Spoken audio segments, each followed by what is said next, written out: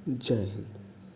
तो आज हम बात करते हैं ऐसी जगह का जिसे आप सभी लोग जानते हैं।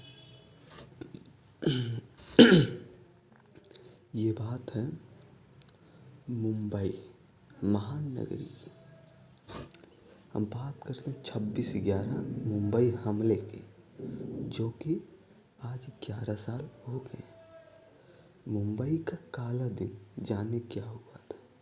उस दिन कैसे दहली माया नगरी। 26 नवंबर 2008 को 26 नवंबर 2008 को लश्कर-ए-तैयबा के 10 आतंकवादियों ने मुंबई को बम धमाकों और गोला बारी से दहला दिया था। इस आतंकी हमले को आज 11 साल हो गए हैं, लेकिन ये भारत के इतिहास का वो काला दिन है जिसे कोई भूल नहीं सकता। हमले में 160 से ज़्यादा लोग मारे गए थे और 300 से ज़्यादा लोग घायल हुए थे। मुंबई हमले को याद करके आज भी लोगों को दिल दहल उठता है। जानिए क्या हुआ था उस दिन।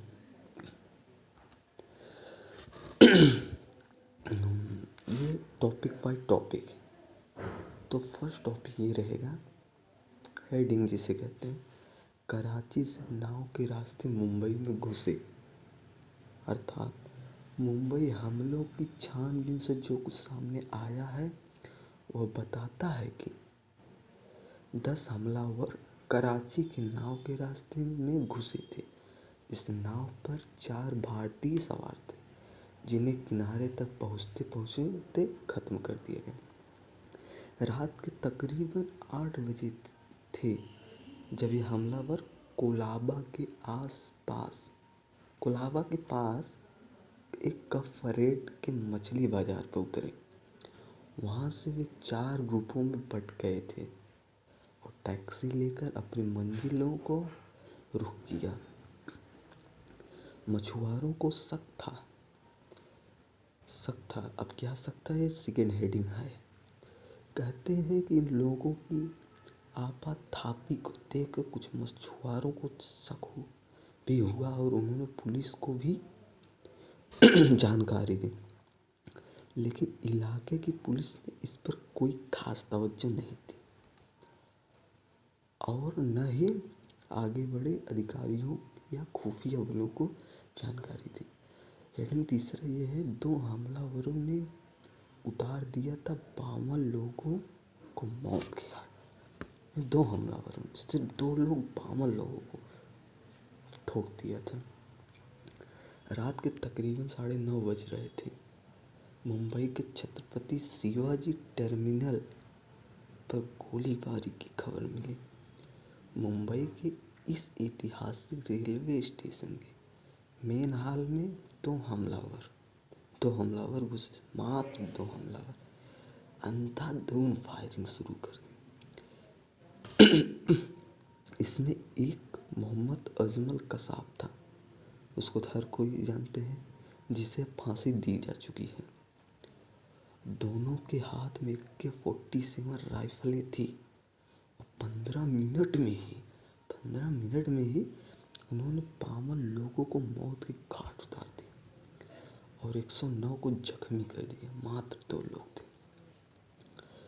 चौथा ये है, मुंबई में कई जगह हुई थी गोलाबारी, लेकिन आतंक का यह खेल सिर्फ शिवाजी टर्मिनल तक सीमित न था। वो लोग शिवाजी टर्मिनल से और आगे गए थे।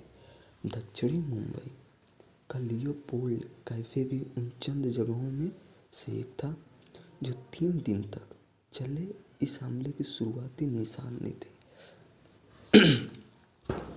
यह मुंबई के नामचीन रेस्तराओं में से एक है, इसलिए वहां हुई गोलाबारी में मारे गए 10 लोगों में कई विदेशी भी शामिल थे, जबकि बहुत से घायल भी हुए थे।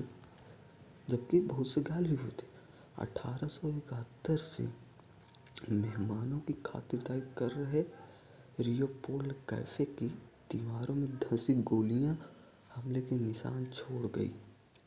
10:40 विले पार्ले इलाके में एक टैक्सी को बम से उड़ाने की खबर मिली, जिसमें ड्राइवर और एक यात्री मारा गया।